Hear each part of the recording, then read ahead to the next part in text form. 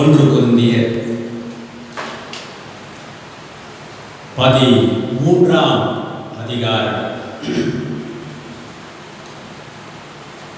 1 கொரிந்தியர் 13ஆம் அதிகாரத்தில் கடந்த வாரம் வாசித்த அதே வார்த்தை 13ஆம் அதிகாரம் 13ஆம் வசனத்தை நாம் நினைவுபடுத்திக் கொள்வோம். இப்பொழுது விசுவாசம், நம்பிக்கை, அன்பு இம்மூன்றும் நிலைத்திருக்கிறது.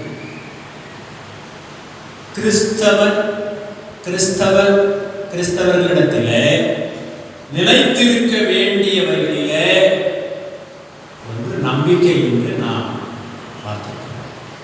கடந்த வாரத்தில் அதை குறித்து நாம் அறிந்து கொண்டிருக்கிறோம். நம்பிக்கை, நான் சொன்னது போல விசுவாசம் ஆரம்பிக்கிறது. அதனுடைய விசுவாசத்துக்கு நேராக நாம் கடந்து வர வேண்டுமானால் நமக்குள் நம்பிக்கை வர வேண்டும் என்று கடந்த வாரம் உங்களோடு கூட நான் சொன்னேன். ஏன்னால் நம்ம விசுவாசமானது நம்பப்படுகிறவர்களின் உறுதியும் காணப்படாதவர்களின் நிச்சயமுமாய் இருக்கிறது. எனவே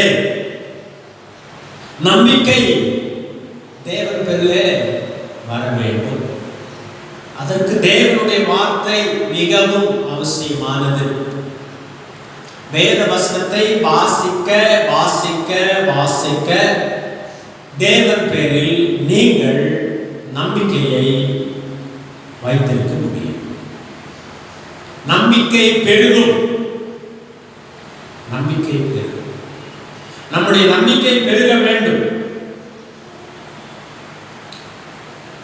ரோமர் எழுதிய நிருபம் 15ஆம் அதிகாரம் 4ஆம் வசனத்தை நாம் சற்று திருப்பிக் கொள்வோம். ரோமர் 15:4. தேவ வசனத்தினால் உண்டாகும் பொறுமையினாலும் ஆறுதலினாலும் நாம் நம்பிக்கையில் உள்ளவர்களாகும்படிக்கு முன்பு எழுதியிருக்கிறவர்களெல்லாம் நமக்கு போதனையாக எழுதியிருக்கிறது. நம்பிக்கை நிலைத்திருக்க வேண்டும். தேவன் பேரிலே நம்பிக்கை நிலைத்திருக்க வேண்டும். அதற்குதான் பவுல் இங்கே சொல்லும்போது சொல்லுகிறார்.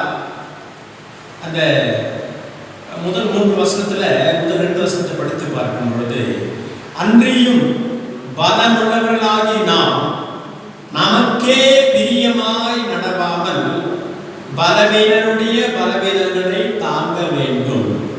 நம்மில் ஒவ்வொருவரும் பிறனுடைய பக்தி விருத்திக்கு ஏதுவான நன்மை உண்டாகும்படி அவனுக்கு பிரியமாய் நடக்க கடவன்.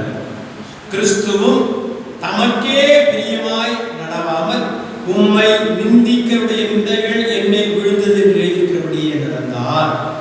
இப்படி சொல்லிதான் சொல்றாரு. தேவ வசனத்தினால் உண்டாகும் பொறுமையினால். தேவ வசனத்தில் ஏன் நம்பிக்கையா இருக்கணும்?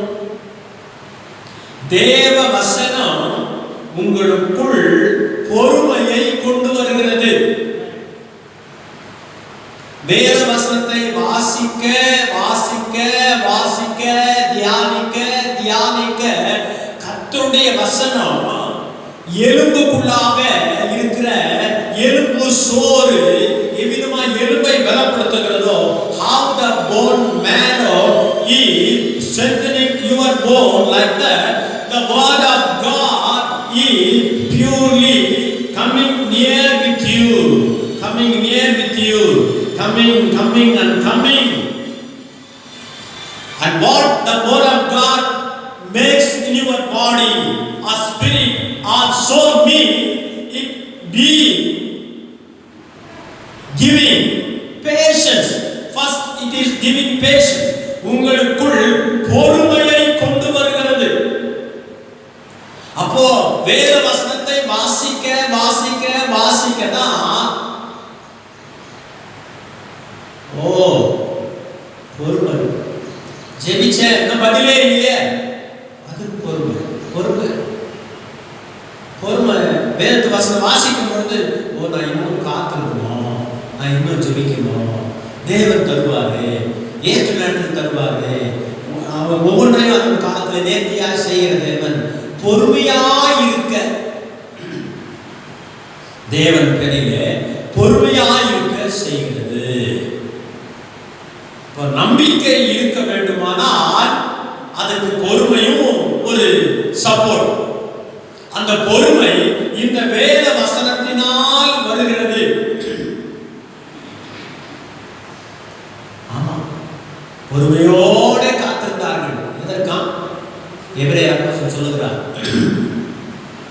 வாக்குத்தத்தம் நிறைவேறுவதற்காக அவர்கள் பொறுமையோடு காத்திருந்தார்கள்.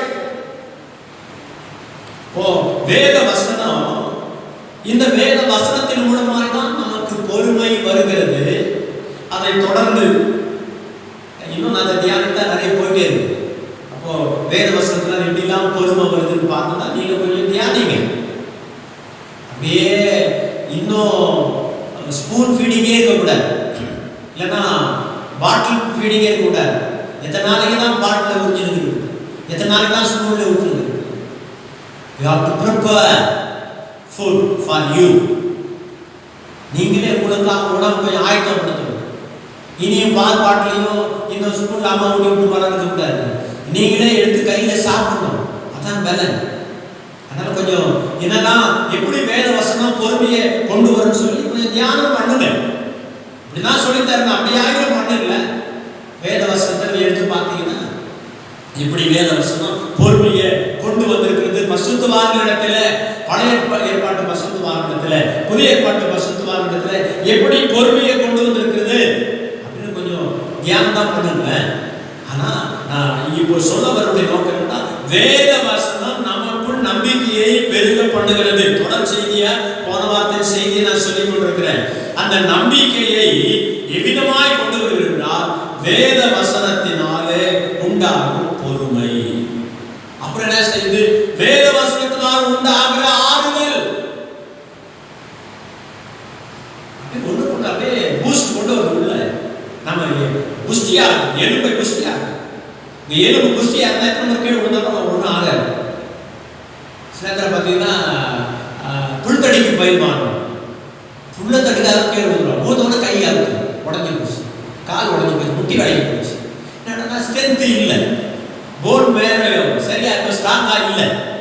நல்ல போன் மேல ஸ்ட்ராங்கா இருந்தால் எத்தனை முறை விழுந்தாலும் லேஸ்ல எலும்பெல்லாம் கிராக் உண்டாது, உடையாது. அப்போ நீங்க ஆவிக்குரிய வாழ்க்கையில கூட இன்னும் பலமாக இருப்பதற்கு, திடனாய் இருப்பதற்கு, கர்த்தர் பேரிலே நம்பிக்கையாய் இருப்பதற்கு இந்த வேத வசனம் உங்களுக்குள்ள ஒரு வாய்க்காலாக பொறுமையை கொண்டு வருது. இன்னொரு வாய்க்காலாக அதன் வழியாக ஆறுதல். நான் பரதேசியாய் தங்கின வீட்டிலே உம்முடைய பிரமாணங்கள் எனக்கு கீதங்கள் ஆயின. கர்த்தருடைய வசனம் தான் நமக்கு ஆறுதல் உண்டாகிறது. பரதேசியாய் தங்கின வீட்டில உம்முடைய வசனங்கள் எனக்கு கீதங்கள் ஆய் நம்பிக்கை ஏற்படுத்துகிறது. தேவனுடைய பிள்ளைகளாகிய நாம் அறிந்திருக்கிறோம். ஏதோ ஒரு இடத்துக்கு போனோம், பயம் உண்டாகுது, கிடைக்குமோ கிடைக்காதோ, ஜோசியம் பார்க்கணும். சாரி, ஜோசியம் அந்த மாதிரி அதுக்காக சொல்ல வரேன். அதனால வேதத்தை ஒரு அதிகாரத்தை படிச்சு பார்க்கணும். ஆண்டவர் என்ன பேசணும், பரவாயில்ல, கர்த்தருடைய வசனம் இன்னைக்கு எனக்கு நேராக ஆறுதலாக வந்திருக்கிறது, எனக்கு நிச்சயமா எனக்கு அது கிடைக்கும், அந்த காரியத்தை கர்த்தர் வாய்க்க பண்ணுவார், எனக்கு சுகம் கிடைக்கும். எப்படி சொல்றீங்கன்னா அதான் வசனம் தான், பயப்படாதே நான் ஒரு துணை இருக்கிறேன்னு சொல்லி இன்னைக்கு வசனம் எத்தனையோ வசனம் எத்தனையோ முறை அதை படித்திருக்கிறேன். ஆனா இன்னைக்கு அந்த பகுதியிலிருந்து என்னோட ஆண்டவர் இந்த வசனத்தை உறுதிப்படுத்துகிறார். ஆனால் எனக்கு ஒரு நம்பிக்கை உண்டாகிறது, போகிறேன், வெற்றியாய் திரும்பி வருவேன், என் பணியை எனக்கு தேவன் உதவி செய்வார். வேத வசனம் பொறுமையோட ஆறுதலை கொண்டு வருகிறது. பிறகு ஆறுதலினாலும் நாம் நம்பிக்கையுள்ள ஆகும்படிக்கு இந்த வேத வசனம் நமக்கு பொறுமையையும் ஆறுதலையும் நமக்குள் கொண்டு வருகிறது. கர்த்தர் நல்லவர், அவர் பெரிய பெரிய காரியங்களை செய்கிறார். ரோமர் 15ஆம் அதிகாரம் 13ஆம் வசனத்தை பார்க்கும் பொழுது, பரிசுத்த ஆவியின் பலத்தினாலே உங்களுக்கு நம்பிக்கை பெருகும்படிக்கு நம்பிக்கையின் தேவன் விசுவாசத்தினால் உண்டாகும் எல்லாவித சந்தோஷத்தினாலும் சமாதானத்தினாலும் உங்களை நிரப்புவாராக. இது வசனம். பரிசுத்த ஆவியின் பலத்தினாலே உங்களுக்கு நம்பிக்கை பெருகும்படி. பரிசுத்த ஆவியானவர் பலப்படுத்துகிறார் விஷயம் அது. ஆனால் வசனத்துக்காக நம்பிக்கையின் தேவன் விசுவாசத்தினால் உண்டாகும் எல்லாவித சந்தோஷம். விசுவாசம் நம்பிக்கை கொண்டு வருது. நம்பிக்கை விசுவாசத்தை பெருக பண்ணுது. விசுவாசம் நம்பிக்கையை கொண்டு வருது. ஒன்றோட ஒரு பிணைப்பு இருக்கு. தேடி இதை ஆராய்ந்து பார்க்க, இதை எடுக்க தான் டேஸ்ட் ரொம்ப நல்லா போயிட்டே இருக்கும். நம்பிக்கை விசுவாசம் என்ன வருது, திரும்ப விசுவாசம் என்ன செய்யணும், நம்பிக்கை உண்டாகும். நம்பிக்கையின் தேவன் விசுவாசத்தினால் உண்டாகும் எல்லாவித சந்தோஷத்தினாலும். நம்பிக்கை வைக்கிறோம், தேவன் அற்புதம் செய்யறாரு, மறுபடியும் விசுவாசம் வருது. அந்த சில காரியங்கள் நடக்கும்போது நமக்கு பலம் வந்துருது. கர்த்தர் அதை செஞ்சாருன்னா இதையும் செய்வாரு, அதை பண்ணினவர் இதை எனக்கு பண்ணுவாரு. நம்பிக்கை நமக்குள்ளாக பெருகுகிறது. அப்ப விசுவாசத்தினால் உண்டாகும் அந்த சந்தோஷத்தினால இன்னும் சமாதானத்தினாலும் உங்களை நிரப்புவாங்க. அப்போ வேத வசனம் உங்களுக்குள் பொறுமையை கொண்டு வருகிறது. பொறுமையோடு கூட சேர்ந்து ஆறுதலை கொண்டு வருகிறது. அந்த ஆறுதல் எப்படின்னா, இப்படிதான் சந்தோஷம். உங்களுக்கு கிடைச்சிச்சுன்னா சந்தோஷம் தானே, கிடைக்கல தானே கவலை. அப்பதானே நம்ம சோர்ந்து போய் உட்கார்ந்துடுறோம், பலவீனமாயிடுறோம், ஸ்தூலித்து போகிறோம், நம்பிக்கை அற்றதாக மாறி விடுகிறோம். அப்போ கர்த்தருடைய வசனம் பாருங்க. நீங்க இந்த வசனத்தை இன்னும் நினைச்சுக்கிறீங்க. போன வாரம் கூட சொன்னேன், ஒசியாவிலிருந்து எடுத்து சொன்னேன், 6ஆம் அதிகாரத்திலிருந்து. அதாவது நான் வேதத்தின் மகத்துவம் எழுதி கொடுத்து அவர்களோ அது அந்நிய காரியமாக எண்ணினார்கள் என்று. நீ வேதத்தை மறந்தால் ஆகையா நான் உன்னை மறப்பேன் என்று. இப்போ வேத வசனம் எவ்வளவு முக்கியமானது. வாலிபனே, டீனேஜ் பிள்ளையே, சண்டே ஸ்கூல் பிள்ளையே, வேத வசனம் நீங்க தினந்தோறும் வாசிக்க உங்களுக்குள்ள அது எவ்வளவு ஆறுதல் அது கொண்டு வந்து பாருங்க, எவ்வளவு பொறுமையை கொண்டு வந்து பாருங்க. அப்போ கர்த்தருடைய வசனம் தான் பொறுமையும் ஆறுதலையும் கொண்டு வந்து உங்களை பலப்படுத்துகிறது. உங்கள் நம்பிக்கையை இன்னும் தேவன் பேரில் சார்ந்து இருக்க பண்ணுகிறது. அதாவது யோபு சொல்றாரு இல்லையா, 13ஆம் அதிகாரத்துல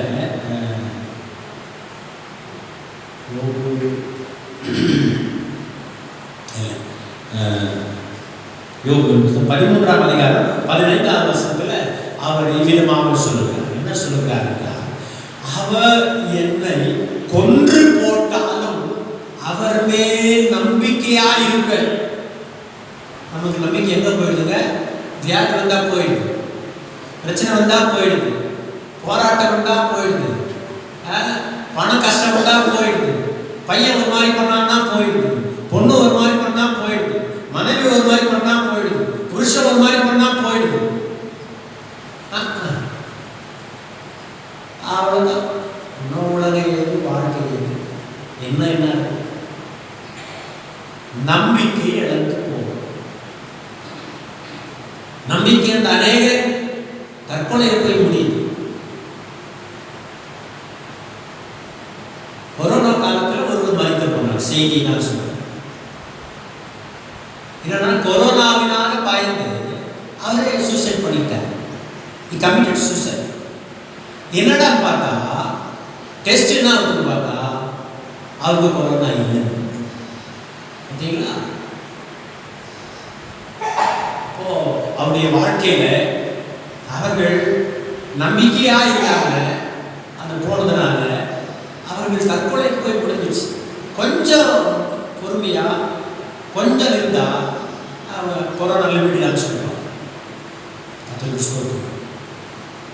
அவர் என்னை கொன்று போட்டாலும், இப்போ என்ன பிரச்சனை வந்தாலும், பாடுகள் வந்தாலும், துன்பங்கள் வந்தாலும், தொல்லைகள் வந்தாலும் என்ன கொண்டு கூட போட முடியாது. ஒப்புக்கொள்ளட்டும். யாரோ என்னை என்ன பண்றாங்களோ பண்ணிட்டோம். அவர் அதுக்கு என்ன இடம் கொடுத்தா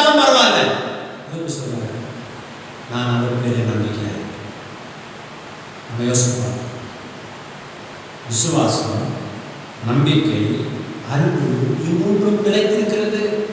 விசுவாச வாழ்க்கையில, கிறிஸ்தவனுடைய வாழ்க்கையில நிலைத்திருக்க வேண்டிய காரியங்கள். அது இந்த நம்பிக்கை. இந்த நம்பிக்கைக்கு காரணம் கர்த்தருடைய வசனம். அது எப்படிலாம் இன்னைக்கு பொறுமையை கொடுத்து, அது வழியாக ஆறுதலை கொடுத்து, பொறுமையும் ஆறுதலும் இணைந்து நம்பிக்கையை பெருகப்படுகிறது. தேவ வசனத்தினால் உண்டாகும் பொறுமையினாலும் ஆறுதலினாலும் நாம் நம்பிக்கையுடன் ஆகும்படிக்கு முன்பு எழுதியிருக்கிறதெல்லாம் நமக்கு போதனையாக இருக்கிறது. This is the word of God. கர்த்தருடைய வார்த்தை. It is teaching many things to us. இது நமக்கு நிறைய காரியங்களை போதிக்கிறது. போதனையாக எழுதியிருக்கிறது சொல்றாங்க. போதனையாக எழுதியிருக்கு. அதனால் கர்த்தருடைய வசனத்தின்படி செய்யும்படியாக, கர்த்தருடைய வார்த்தையை நிலைத்திருக்கும்படியாக கர்த்தர் நமக்கு உதவி செய்வார். கொலோசியர் நிருபம் 1ஆம் அதிகாரம் 27ஆம் வசனத்தை கூட நாம் பார்க்கலாம். கொலோசியர் 1:27. அங்கே பவுல் என்ன சொல்கிறார் என்று பார்க்கும் பொழுது, புறஜாதிகளுக்குள்ளே விளங்கிய இந்த ரகசியத்தில் உள்ள மகிமையின் ஐஸ்வர்யம் இன்னதென்று தேவன் தம்முடைய பரிசுத்தவான்களுக்கு தெரியப்படுத்த சித்தமானார். கிறிஸ்துவானவர் மகிமையின் நம்பிக்கையாக உங்களுக்குள் இருப்பதே அந்த ரகசியம். இது முடியாது. என்ன என்று கேட்டால், உங்களுக்குள் தேவன் இருக்கிறார். கிறிஸ்து உங்களுக்குள் இருக்கிறார். இது நம்பிக்கை. எனக்குள் இருக்கிறார். ஆமா, நான் சொல்றேன், எனக்குள் இருக்கிறார். ஒரு நாள் கதவை திறந்து அழைத்தேன். வெளிப்படுத்தல் 3:19-20 படி கதவை திறந்து அழைத்தேன். அவர் எனக்குள் வந்தார். அவர் என்னோடு போதனை பண்ணி கொண்டிருக்கிறார். நானும் அவரோடு போதனை பண்ணி கொண்டிருக்கிறேன். அவர் எனக்குள் வந்திருக்கிறார். எனக்குள் இருக்கிறார் என்பது நம்பிக்கை.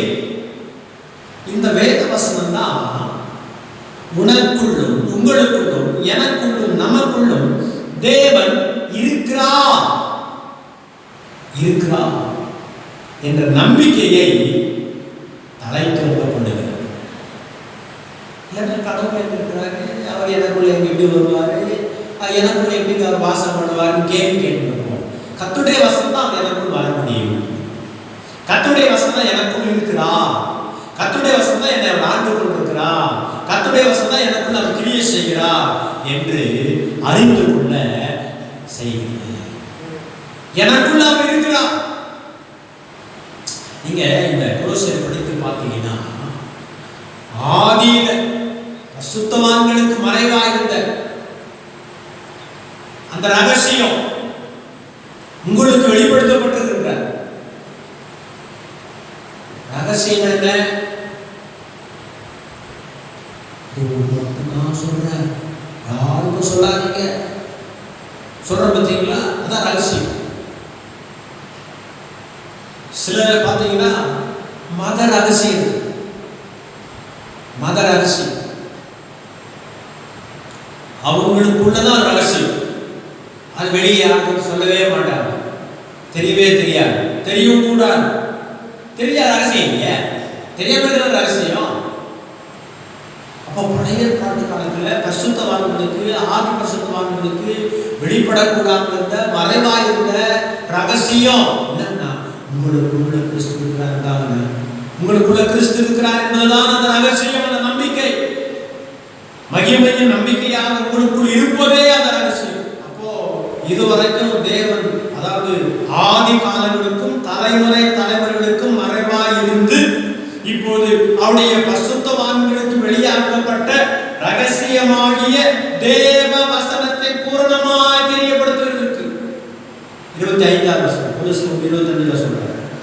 ஆதி காலங்களுக்கும் தலைமுறை தலைமுறைகளுக்கும் மறைவாய் இருந்தது இப்பொழுதோ அவருடைய பரிசுத்த பரிசுத்தவான்களுக்கு வெளிப்படுத்தப்பட்ட ரகசியமாகிய தேவ வசனத்தை பூரணமாய் தெரியப்படுத்துவதற்கு இந்த சபைக்கு என்ன தேவன் இந்த ஊழியத்திற்கு உத்தியோகத்தை எனக்கு தந்தார் அப்படின்னு சொல்லிட்டு தான் சொல்றாரு. புறஜாதிகளுக்குள்ளே விளங்கிய இந்த ரகசியத்துள்ள மகிமையின் ஐஸ்வர்யம் என்னதென்று ஆமா நீங்கள்லாம் விளங்கி கொள்ளணும். அது உங்களுக்குள்ள கிறிஸ்து இருப்பதே அந்த ரகசியம். தேவன் உங்களுக்குள்ளா இருக்கிறார் என்பதை நம்பிக்கையை உறுதிப்படுத்துகிறது கர்த்தருடைய வசனம். கர்த்தருடைய வசனம் தான் உங்களுக்கு பூரணமாய் தெரியப்படும் ரகசியத்தை. இன்னும் நிறைய ரகசியம் அன்று சொன்னார் இல்லையா, தானியேலுக்கு சொன்னார்ல, இதை முத்திரையை போடு, இது ரகசிய முத்திரையை போடு. அவ்வளவுதான். எப்போ என்னைக்கு வெளிப்படணுமோ அன்னைக்கு வெளிப்படும். இப்போ இது ரகசியமா இருக்கும், இப்போ தெரியக்கூடாது. சொல்லுவாங்க சஸ்பென்ஸ். என்ன ஒன்று தெரியுமா சஸ்பென்ஸ் அப்படின்னே நம்ம பிரமிக்க வைப்பாங்க. மெய்யா சில நேரங்கள் அவங்க காண்பிக்கும் போது நமக்கு கண்ணுதான் வெளியே வந்துடும். சஸ்பென்ஸ், ரகசியம், சீக்ரெட். உங்களுக்குள்ள தேவன் இருக்கிறதே சீக்ரெட். இதை ஆராய்ந்து பார்க்கும்போது இது ரொம்ப தூரம் போயிட்டே இருக்கு. இது ரொம்ப தூரம் போகும். இது 25 ஆரம்பிச்சா ரொம்ப தூரத்துக்கு போகும். ஆனால் ஒன்று நிச்சயம், உங்களுக்குள் தேவன் இருக்கும்படி தேவ வசனம் உங்களை பூரணப்படுத்துகிறது. கிறிஸ்துவுக்கு இருக்க வேண்டியது விசுவாசம், நம்பிக்கை, அன்பு. இது மூன்றும் நிலைத்திருக்கிறது. நம்பிக்கை குறித்து பார்த்து கொண்டிருக்கிறோம். இந்த நம்பிக்கை எவ்விதமாய் வேத வசனத்தின் மூலம் வருகிறது. வேத வசனம் எவ்விதமாய் வேத வசனத்தின் மூலம் நமக்கு ஆறுதலை, பொறுமையை, ஆறுதலை கொண்டு வருகிறது. எவ்விதமாய் அது நம்மை கனப்படுத்துகிறது. எவ்விதமாய் தேவன் பேரில் நம்பிக்கையாய் இருந்து விசுவாசத்தை வளர செய்கிறது. அதே விசுவாசம் நமக்குள் மறுபடியும் நம்பிக்கையை கொண்டு வருகிறது என்றுதான் இப்போது பார்த்திருக்கிறோம். அப்போ வேத வசனம் வாசிங்க, நம்பிக்கை பெறுகிறோம். பெரிய காரியம் தேவனுக்காக செய்வீங்க. விசுவாசத்தில் உறுதியா இருப்பீங்க. திரும்ப விசுவாசிக்கும் போது உங்களுக்கு ஒரு அற்புதம் நடக்கும். சந்தோஷம் வரும், சந்தோஷம் பெருகும், மறுபடியும் நம்பிக்கை மேலோங்கும், விசுவாசம் மேலும்.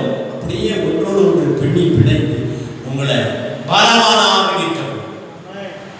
தேவனுக்கு முன்பாக, உலகத்துக்கு முன்பாக, அதிகாரிகளுக்கு முன்பதாக பலவானாய் இருக்கப்படும். எல்லாரும் புரிஞ்சுதா? நான் எதையும் சொல்ல வேத வசனத்தின் முக்கியத்துவத்தை தான் இன்றைக்கும் சொல்லியிருக்கிறேன். வேத வசனத்தை நேசிக்கணும், வேதத்தை வாசிக்கணும். கண்களை மூடுவோம், நோக்கி பார்ப்போம். வாரத்தின் முதலாம் நாளிலே அவர்கள் அப்பம் விற்கும்படியாக கூடி வந்தார்கள் என்று பார்த்தபடி உங்களுக்கு முன்பாக வைக்கப்பட்டிருக்கிற போஜனத்தை, பானத்தை கர்த்தருக்கு சுத்தப்படுத்தும்படியாக கர்த்தரை ஸ்தோத்திரம் பண்ணுங்கள்.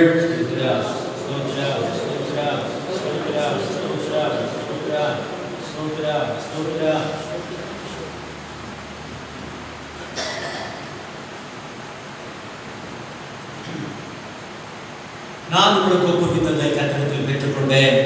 எல்லாம் கையிடுங்க. நாம் காட்டி கொடுக்கப்பட்ட அந்த ராத்திரிலே அவரை பற்றி ஸ்தோத்திரம் பண்ணுங்க. அதை விட்டு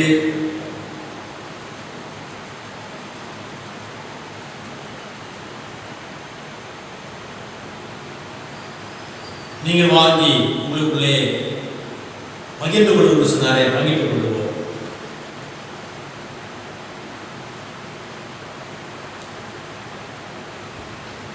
சிக்காமல் கேட்க இருக்கிறீங்களா? போஜனை பண்ணாமல் இருக்கிறீங்களா?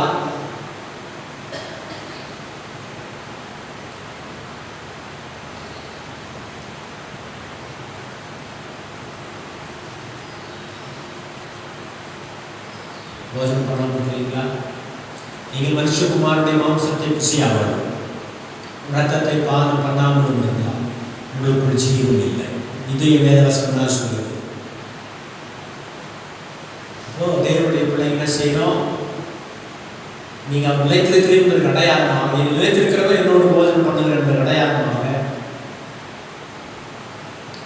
புசிக்கணும். இல்லை தகுதி பெற்றுக்கொள்ளலையா? இல்லைன்னா பிரயோஜனம் இல்லை. இன்னைக்கு கத்திர விட்டா போக முடியாது, மரணம் விட்டா நரகம். ஸ்தோத்திரத்தோட நாம் செய்யணும்.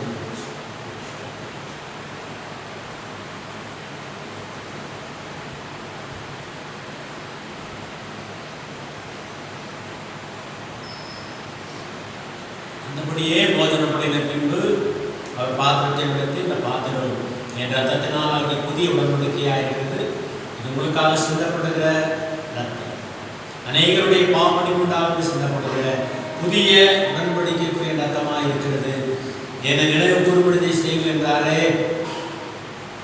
ஸ்தோத்திரப்படுவோமா?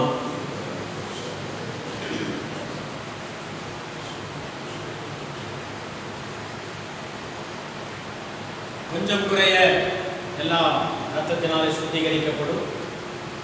ரத்தம் சிந்துதல் இல்லாமல் பாவமணிக்கு உண்டாகாது. வெள்ளாட்டுக்கடா இளங்காலை ரத்தத்தினால் அல்ல, நம்முடைய சொந்த ரத்தத்தினாலே இது நாம் வாசிக்கிறபடியே அவருடைய விளையாட்டு ரத்தத்தை நாம் நினைவு கொண்டவர்களாய் இப்பொழுது பானம் பண்ணுவோம். உங்களுக்காக சிந்தப்பட்ட ஆண்டவராக இயேசு கிறிஸ்துவின்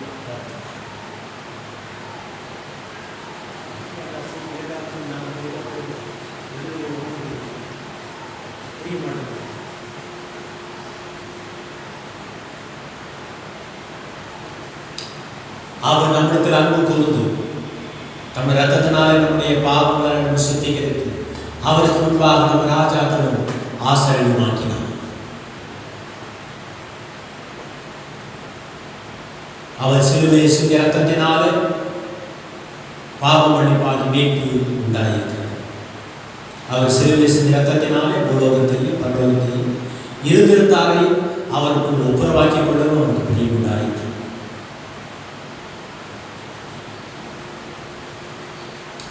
இனியும் பாவம் செய்யாதபடி, மீறலுக்கு உட்படாதபடி எனக்கு உதவி செய்ய மாட்டோமே என்ற தகுதியோடு கூட போஜனம் பண்ணியிருக்கிறோம். இன்னும் இதற்கான கர்த்தரை ஸ்தோத்திரம் பண்ணுவோம். ஸ்தோத்திரம், ஸ்தோத்திரம், ஸ்தோத்திரம், ஸ்தோத்திரம், ஸ்தோத்திரம், ஸ்தோத்திரம்.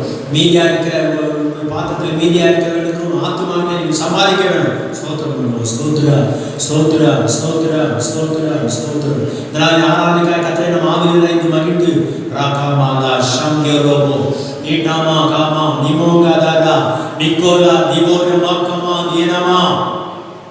பரிசுத்தரே,